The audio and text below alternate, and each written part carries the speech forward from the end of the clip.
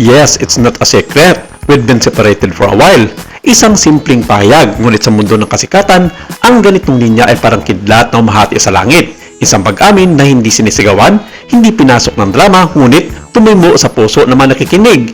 Sa gitna ng ingay ng world tours, red carpets at walang humpay na biyahe, isang katotohanang matagal nang nakabalot sa katahimikan ang tuluyang inilantad. Naghiwalay na sila at pareho raw silang masaya. Ito ang kwentong umuugo ngayon sa pandaibigang entablado, ang international singer at theater actress na si Lea Salonga at ang American-Singaporean businessman na si Robert Chen, dalawang pangalang matagal nang inuugnay sa isang relasyong puno ng suporta, mga pangunawa at tahimik na tibay. Sa loob ng maraming taon, naging inspirasyon sila ng modernong pag-ibig na hindi kinakahon ng tradisyon. Ngunit tulad ng maraming kwento ng pag-ibig, dumating ang panahong ang landas ay kailangan maghiwalay, hindi dahil sa galit kundi dahil sa pagbabago. Ang tagpo ng pag-amin na halos banal ang himig sa Cathedral of Our Lady of the Angels sa Los Angeles, California noong January 10, 2026, isang petsang muling binuhay ng alala na bigkas ang mga salitang hindi naganap ng simpatya kundi katotohanan. He's happy and I'm happy that he's happy. Isang ninyang bihirang marinig sa gitna ng hiwalayan. Walang sumbat, walang sisi, tanging paggalang.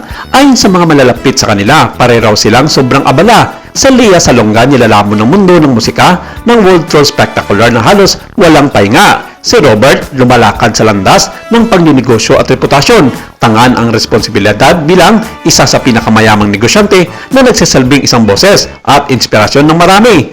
Dalawang buhay na parehong mabilis ang takbo, parehong mabigat ang misyon. Sa ganitong bilis ang oras, ang pinakamatapis na punan ng pag-ibig ay unti-unting nauubos. Sa social media, hati ang reaksyon. May mga nalungkot sapagkat ang kanilang kwento ay simbolo ng pag-asa para sa marami.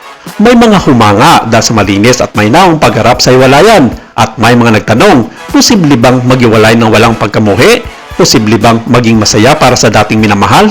Pero kabaliktaran ito sa mga lumalabas na bulong-bulungan sa mundo ng social media sa tunay na nangyari sa hiwalayan ng dalawa at kung mapapansin sa mga post ng ilang mga columnist at showbiz insiders na tila may something na hindi nangyayari sa mag-asawang Lea at Robert Chen. Hindi man ito kinumpirma na magkaparehong kampo pero matindi ang pinagdadaanan noon ng mag-asawa dahil sa pisikal na pang-aabuso. Ang mga balitang binubugbog di umano ng huli ang batikang theater actor-singer sa mga panahong iyon ay tila naging dahilan para umulan ng samut-saring mga reaksyon mula sa libo-libong mga netizens. May mga bulong-bulungan din tungkol sa mga susunod na kabanata, mga imbitasyon sa pesta, mga planong muling magkita sa mga pampublikong okasyon. Isang paanyayang hindi nangangako ng pagbabalikan ngunit nagbubukas ng pinto sa magandang pakikitungo sa kabila ng mga usapin ng pagiging battered wife ng singer. Sa mundong sanay sa pagputol ng tulay, ito ay isang tahimik na malaking revelasyon. Sa mas malalim na pagbasa, ang kwentong ito ay hindi lamang tungkol kina Robert at Lea Salonga. Ito ay salamin ng makabagong relasyon kung saan ang isang pagkatao, trabaho at personal na paglago ay kasing halaga ng romansa. Isang paalala na ang pagmamahal ay maaaring magbago ng hugis, ngunit hindi kailangan maglaho ang dignidad. Sa uli, ang pinakasensasyonal sa lahat ay hindi ang paghiwalay, kundi ang paraan kung paano ito hinaharap. Walang eksena, walang paninira, walang pabiktim, tanging isang malinaw na payag. Masaya siya at masaya ako para sa kanya.